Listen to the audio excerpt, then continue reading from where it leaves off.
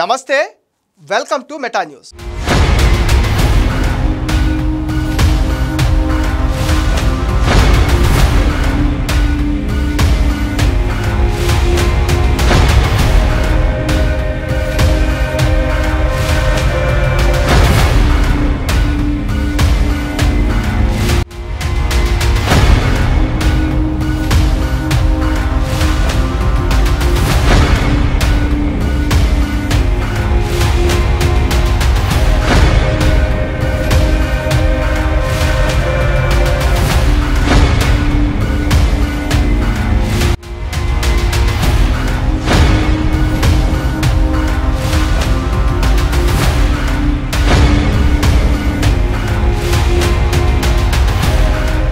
విధి మనల్ని వెంటాడుతూనే ఉంటుంది. తాజాగా ఐఏఎస్ అధికారి శ్రీలక్ష్మి విషయంలో అది నిజమని తేలింది.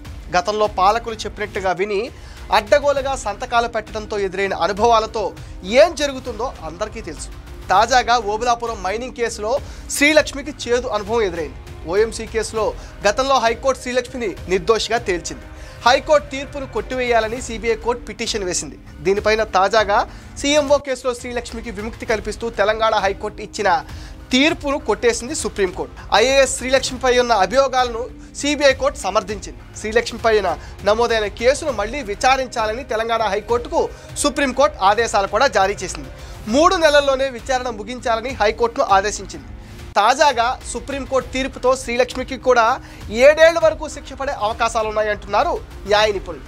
1988 బ్యాచ్కి చెందిన ఐఏఎస్ అధికారి వై శ్రీలక్ష్మిని కెరియర్లో ఎన్నో వివాదాలు చుట్టుముట్టాయి. ఓబులాపురం మైనింగ్ కేసులో 6వ నిందితురాలుగా ఉన్న ఆమె 2011లో అరెస్ట్ అయ్యారు. 2011లో అక్రమ మైనింగ్ కేసులో అరెస్ట్ అవడంతో ఉమ్మడి రాష్ట్ర ప్రభుత్వం ఆమెను సస్పెండ్ చేసింది.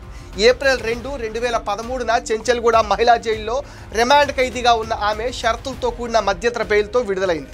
అనారోగ్య కారణాలతో ఆమె ఇబ్బంది పడ్డారు.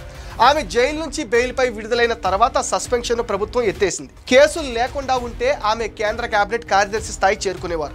ఓబులాపురం గనుల కేసులో నిర్దోషిగా తేలడంతో 5 ఏళ్ల తర్వాత 2016 అక్టోబర్లో ఆమె మళ్లీ విధుల్లో చేరారు. చెంచల్గూడ జైల్లో ఉన్నప్పుడు ఐఏఎస్ శ్రీలక్ష్మికి వైరాగ్యం వచ్చిందంటున్నారు. తన భర్త ఐపీఎస్ అధికారి గోపీకృష్ణను తప్ప ఆమె మరెవరిని కలిసేందుకు ఆసక్తి చూపించేవారు కాదు. ఆమె భర్త ఆమెకు జైల్లో చదువుకునేందుకు పుస్తకాలు, తినేందుకు పళ్ళును తీసుకొచ్చేవారు. జైలు నిబంధనల ప్రకారం వారంలో 2 సార్లు మాత్రమే కలిసేందుకు అవకాశం ఉండడంతో ఆమె తీవ్ర నిరాశకు లోనయ్యేవారు. కొందరు జైలు క్యాంటీన్లో తినేందుకు కొంత డబ్బును తెచ్చుకుంటారు. అది జైలు ట్రెజరీలో ఉంటుంది. కానీ శ్రీలక్ష్మి అకౌంట్లో ఎలాంటి డబ్బులు లేవు. చెంచల్గూడ మహిళా జైల్లో ఉన్నప్పుడు ఆమెను అంతా అమర్యాదగానే చూసేవారు.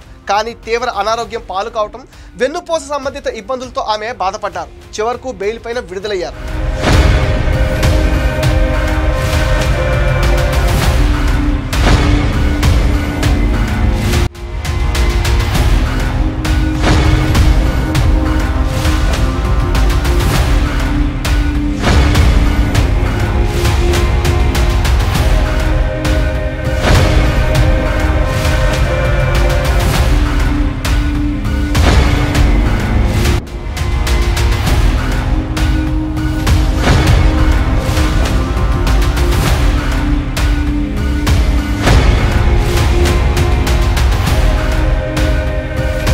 ఉమ్మడి ఆంధ్రప్రదేశ్ నుంచి తెలంగాణ విడిపోయాక ఆమెను తెలంగాణకు కేటాయించారు.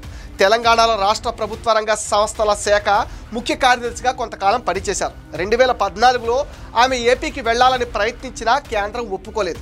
దీంతో ఆమె ఏపీకి సంబంధించిన తన ఆధారాలను కేంద్ర పరిపాలనా ట్రిబ్యునల్కి అందజేసి క్యాట్లో విజయం సాధించింది. 2019లో జగన్ ఏపీ సీఎం అయ్యాక ఆమె ఏపీకి వెళ్లారు. వైసీపీ హయాంలో తాడేపల్లి క్యాంపు చెప్పినట్లుగా ఆమె తలాడించారు. జగన్ హయాంలో ఆమె హవా నడిచింది. ఒకానొక సందర్భంలో ఆమెను చీఫ్ సెక్రటరీ చేస్తారని అంతా అనుకున్నారు. మచిలీపట్నంలో 2,18,00,000 ప్రజాధనంతో ఆమె తండ్రి పేరిట పార్కుని నిర్మించి ఆయన విగ్రహాన్ని కూడా ప్రతిష్ఠించారు.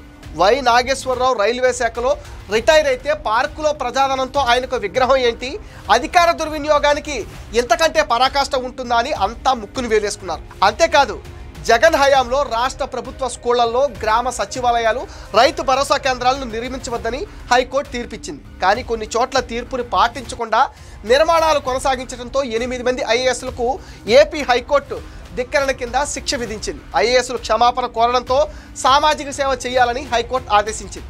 ఏడాది పాటు సంక్షేమ హాస్టల్స్లో ఒక పూట భోజనం పెట్టాలని హైకోర్టు పేర్కొంది. అయితే ఈ శిక్షను రద్దు చేయాలని పిటిషన్ వేసి కోర్టు చేత చివాట్లు తిన్నారు ఐఏఎస్ శ్రీలక్ష్మి. తర్వాత శ్రీలక్ష్మి కూడా కోర్టుకి క్షమాపణలు చెప్పారు. కోర్టు ఆదేశాలతో 2022లో శ్రీలక్ష్మి పశ్చిమ గోదావరి జిల్లా వట్లూరు బాలికల గురుకుల హాస్టల్లో విద్యార్థినులకు భోజనం వడ్డించారు.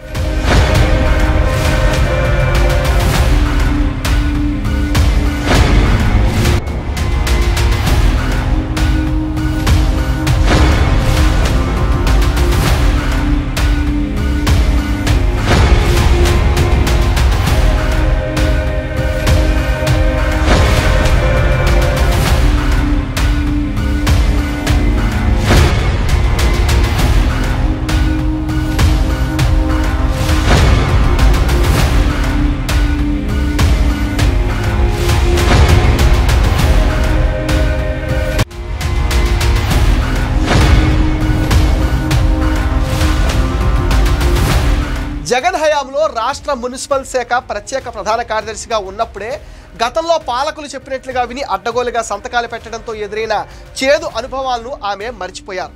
జగన్ హయాంలో రాష్ట్ర ప్రభుత్వ ప్రధాన కార్యదర్శి జవహర్ రెడ్డి కంటే కూడా ఆమె సీనియర్. అయినా జీవోల్లో ఘోర తప్పిదాలు.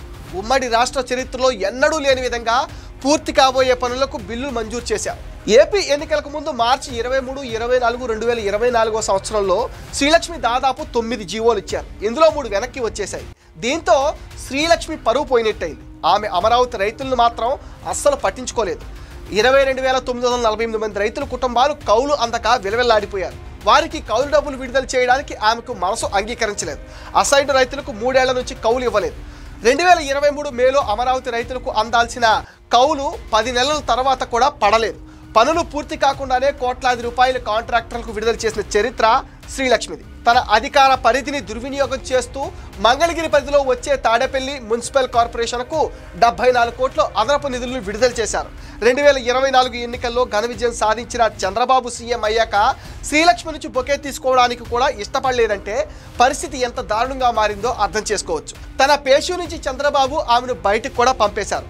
పురపాలక శాఖలో ఉన్న ఆమె మంత్రి నారాయణ దగ్గరకు ఫైళ్లు తీసుకురాగా మంత్రి మాత్రం ఇప్పుడు సంతకాలు వద్దమ్మా అని సున్నితంగా తిరస్కరించారు. తాజాగా సీఎంఓ కేసులో సుప్రీంకోర్టు జోక్యంతో హైకోర్టు పునర్విచారణ చేస్తే మరోసారి ఆమెకు జైలు జీవితం తప్పదని న్యాయ నిపుణులు అభిప్రాయపడుతున్నారు. ఇది మెటా న్యూస్ అప్డేట్. ఈ వీడియో పైన మీ విలువైన ఒపీనియన్ కామెంట్ సెక్షన్లో పోస్ట్ చేయండి. మీరు ఇచ్చే కామెంట్స్తో మరిన్ని ఇంట్రెస్టింగ్ వీడియోస్ మీకు అందిస్తాం. అండ్ మీరేం చేయాలో మీకు తెలుసుగా. ఈ వీడియోస్ లైక్ చేయండి, షేర్ చేయండి, మెటా న్యూస్ని సపోర్ట్ చేయండి, సబ్స్క్రైబ్ చేయండి.